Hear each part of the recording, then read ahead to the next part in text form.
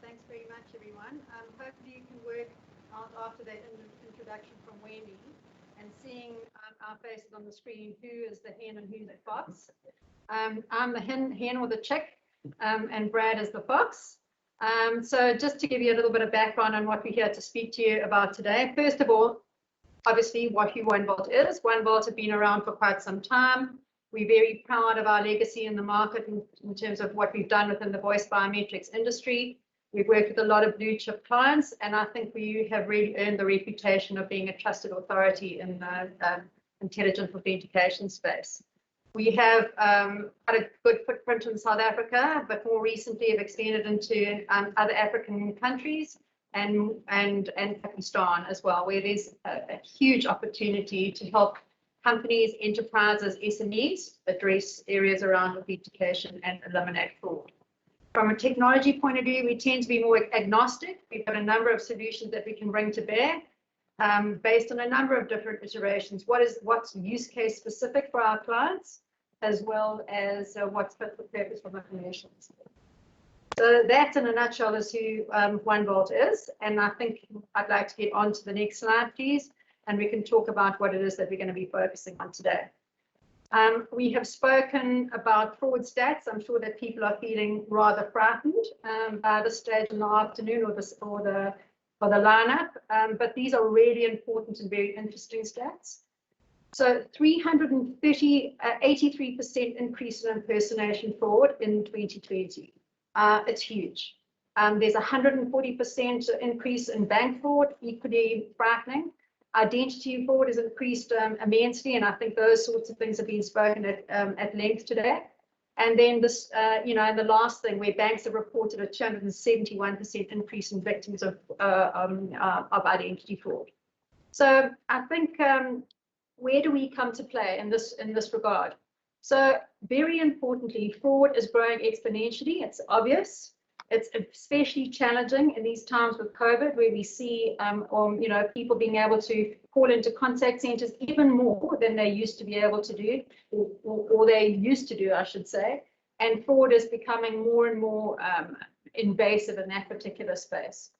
From a fraud scanner perspective, we are then able to implement a solution into a contact center where I can interrogate fraud audio against known fraud audio imposters, if you have those watch lists, and we are able to then provide analysis to the fraud and the risk team to be able to identify where the fox is in that particular hen house. And that's the whole point of what we're trying to position with Fraud Scanner.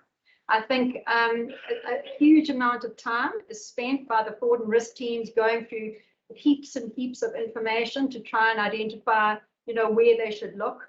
And it's really the tip of the iceberg. And so with that regard, that's what we are offering to our customers, is the ability to be able to have a look at all that audio that they get into the call center environment, analyze it against watch lists, which we can determine, and be able to give you that proactive or more preventative scenario.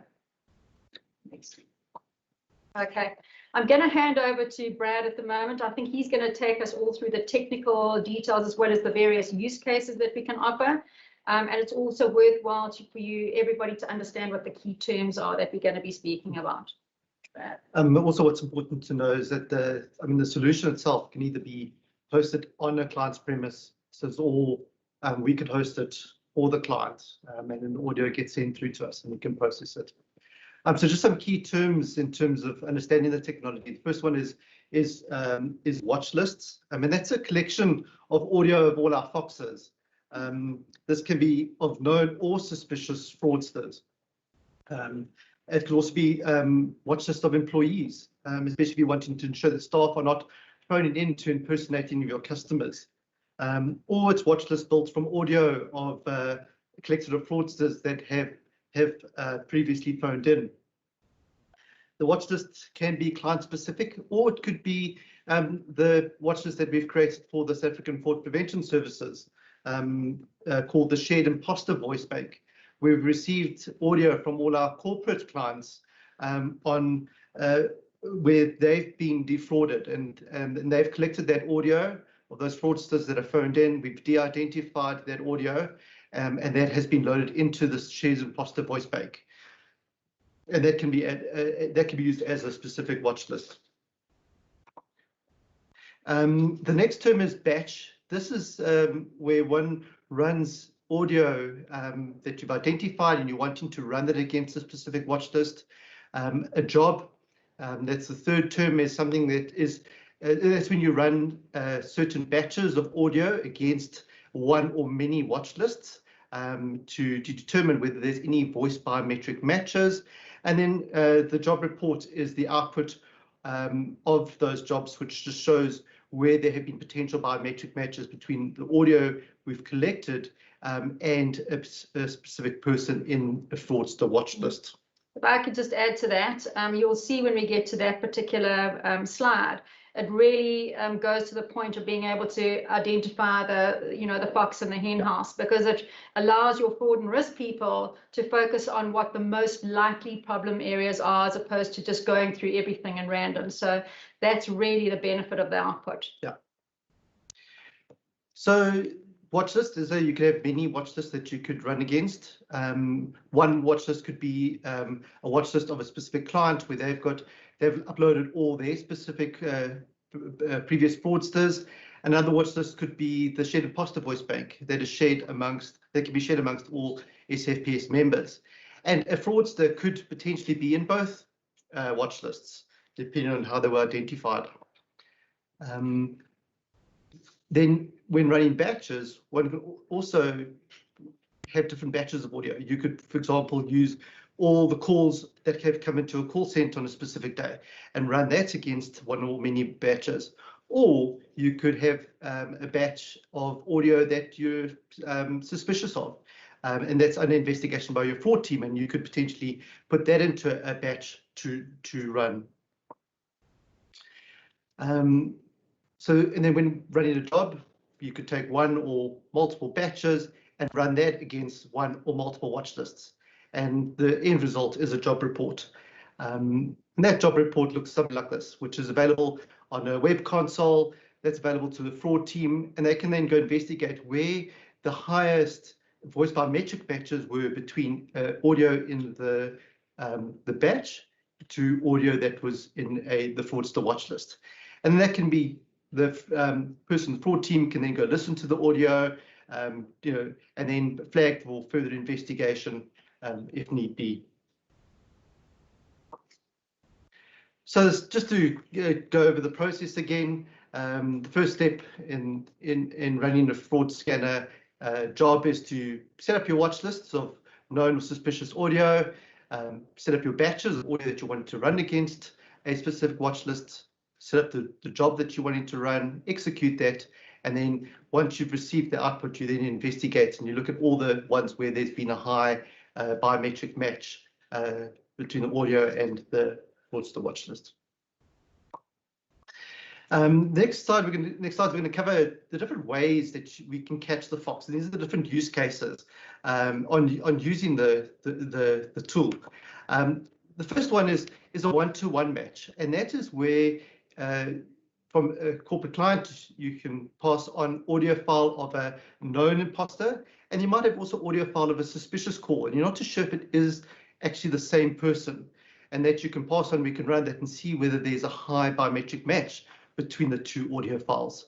And I think you wanted to. Yeah, so I just wanted to also add that this particular use case and the next one that Brad is going to take you through, this is really core to the SAFPS voice imposter bank that you will see advertised on the websites available to members. This is the kind of thing that we can offer clients for you to just test the concept. So if in the scenario you have got 5 recordings, let's say, and you are unsure whether they all match one another or it's the same person against a claim ID, we can actually do that investigation for you. So this is what we're offering to the SAFPS members. For those of you who are interested, please go. It's actually on the front page of the website. But if you go under services and hit the imposter voice bank, you will see it there.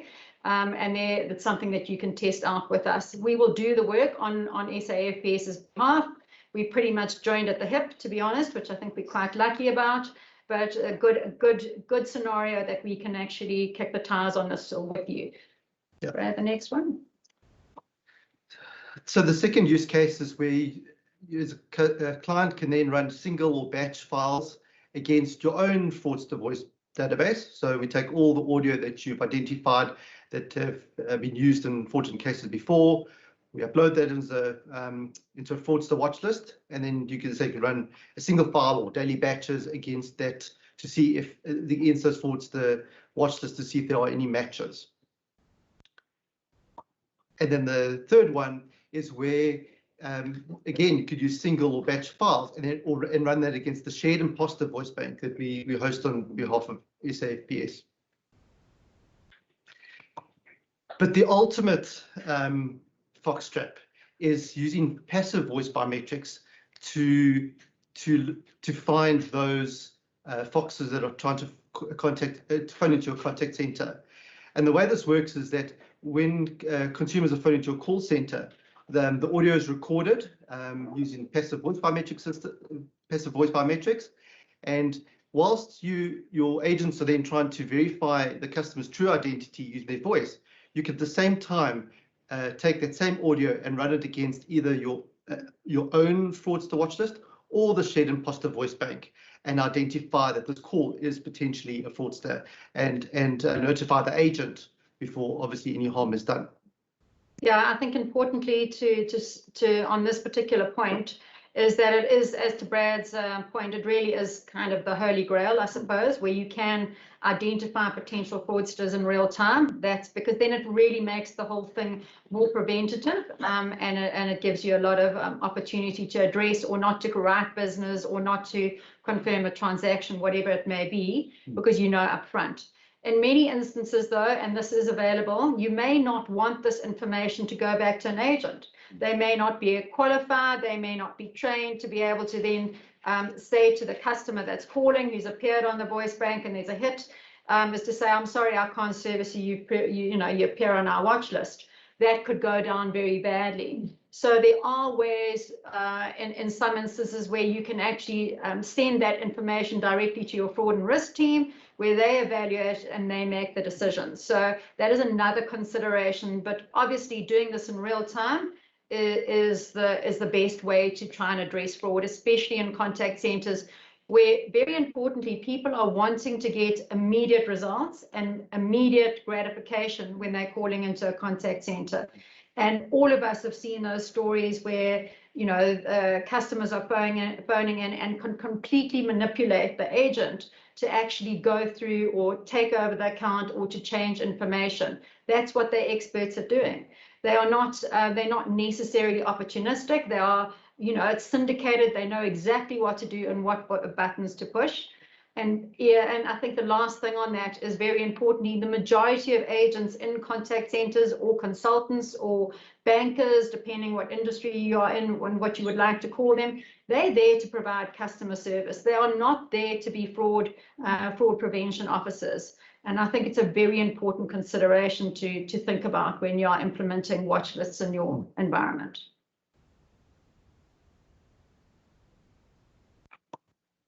And that's it, guys. I think we have, well, actually, I think you got ahead of time earlier. So we really are ahead of time now, but I think it would be really worthwhile to open up to questions if there are any, whether it's be around, our fraud watch list per se, or passive voice biometrics in general, or what we're doing with SAFPS and the Imposter Voice Bank. Really welcome questions to make this more of a discussion. Okay, if I could start with stage minutes, is that okay? Part of one. No, you say sit. That's a bit of diagram showing how that should be. So I often will ask, not so much a fraudster situation, but I've listened to a lot of calls that are contested in terms of there wasn't a valid mandate or misled or whatever, and you get used to the voice or whatever.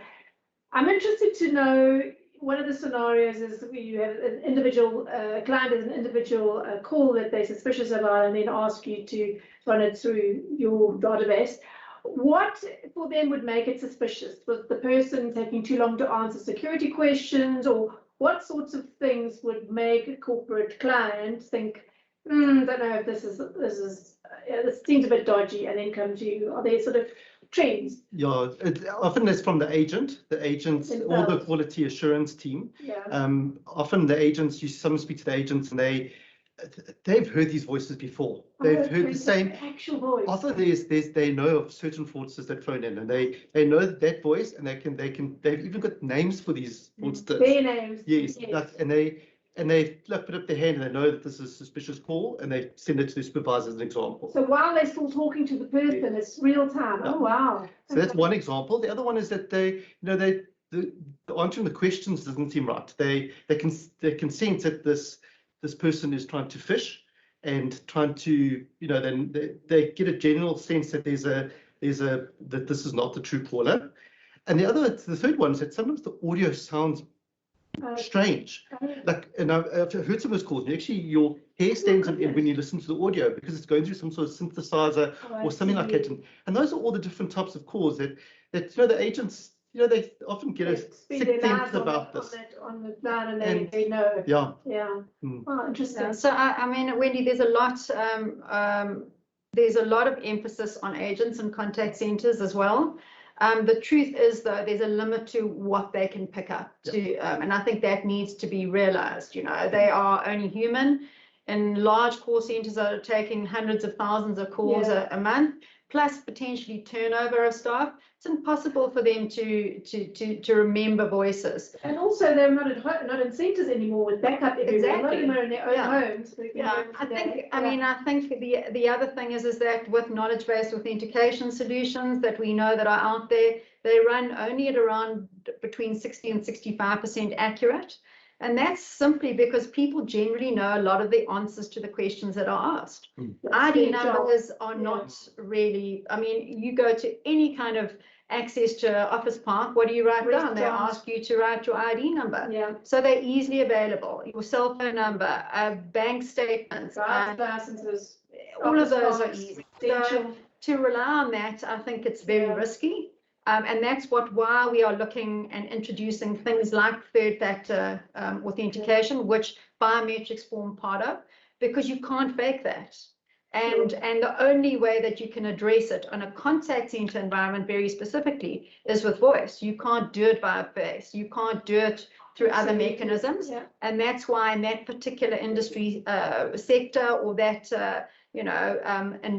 environment where voice really works very well. And I like the point you made as well about, remember that these call center agents are all about customer service. They're expected to be accessible and willing to help, and all of that. And now it's coming bang up against this person could be not the customer, and it's a very difficult line that they have to walk. We have a question from Garth de Klerk. Yeah. Hi, good afternoon, Wendy. Thanks for that. Just a question to the two panelists. How is these biometric indicators, so whether it be voice, fingerprint, or facial, treated under POPIA? I mean, obviously you're going to have my ID and my name attached to that anyway. So obviously that would be protected. But let's assume you just had my facial rec or my voice. How is that protected, and how does that fall under the new legislation? Good question. So if it's, let's say it was, if you use the passive example, then often when the people, the customers phone into the call center advises that the voice, your voice has been recorded for biometric purposes. And then if you do enroll your own voice, in most instances, the client asks you for consent that your voice print gets created. But then also part of that is because if they're recording that audio, part of that consent is that this could also be used to mitigate fraud. And that also becomes part of it, where they then use it to process to make sure that, okay, this is not for nefarious purposes. So there's a consent upfront. Yeah. Absolutely. Most of our, in fact, all of our customers have done that and followed a very stringent process on making sure they're compliant. To Brad's point, they'll ask it in some cases in two areas. When you're calling in, they will preface it in the IBR. And then for many customers, they actually want to get that explicit consent when they're speaking to them during an enrollment call. I think there are a couple of our customers that have done it extremely well. They have advertised the fact that they've implemented voice biometrics or passive voice biometrics and sold them on the benefits, because people need to understand what they're signing up for. So to be able to say to them, do you want to sit on the phone for 5 minutes while we go through interrogatory questions, of which sometimes I fail because I've forgotten and I am the legitimate person, or are you willing to use your voice and rely on that? And generally, and certainly in one of our large esteemed customers, if they've got 100% saturation of their client base, where their voice is actually on the voice bank, because it's so much easier for those customers to get what they want to do quickly, and time is of the essence. Plus, sorry, Wendy, the last thing is that it is more secure. And if you sell it to and you tell your customers exactly what the reason is, it's not just doing it for the bank or the retailer or whatever. You're doing it actually for the customer, to protect them, so you know, people can't get into their account through the back door. Yeah, impersonate them. That was going to be my response. That it's the way it's packaged and sold. Because I was one of the companies I do business with, waiting, and it says, "Do you want to authenticate your voice?" or whatever. It doesn't give the buy. It doesn't tell you how long it's going to be. And it's just like, oh, no, but hurry! I want to do this the way I've always done it, and it's just a really bad way of doing it. So I would imagine that their buy-in would have, unless they've changed it, be fairly low, because they just haven't sold it properly. Sold it well. I think, if I may, you're probably referring to active voice biometrics, where people have got to go through a process around enrolling their voice, and it takes a bit of time. And yes, that is. I mean, change management is absolutely critical in that. But certainly with passive voice biometrics and what we're talking about with some of our large, more financial services orientated clients, it's a very seamless process for customers. They're not asked to change their behavior at all. Great. Okay. Giant Singh also has a question. Hi. Yeah. So I would like to find out, during this call to the call center, is the system able to identify between a live call and a recorded call? Yes, it can. So in other words, if I ask a question and the person plays the answer and switches back, does it do that? Yeah. Yes, it does. It's Brad's probably better equipped to speak to that point, but it does have something called playback detection in it, which picks up things like that, I suppose the computer noise or the noise that's unlikely to be of that person's voice. So very important. Yes, it does. I would like to argue, though, in that scenario, for anyone who's able to answer the questions quickly with an appropriate voice that's not picked up with playback, then in some ways they deserve to get in, because then they have got multi-million-dollar investment behind them to get through. Also, your agents sometimes pick it up because they ask certain questions and the answer is not what they asked, because someone's playing back a different answer. And that's also where it can be picked up. Thank you. Thank you. Is that it? Okay, brilliant. Oh, no, not any more questions. Yeah, it's a topic I'm sure we could engage with for quite some time. Last chance? No. Okay. Thank you so much for that. I'm going to get all of you obviously because I think we could do some wonderful radio work with this work that you're doing. Thank you again, Brad and Vanda, for your time and your insights. Thanks very much. Very much. Okay, I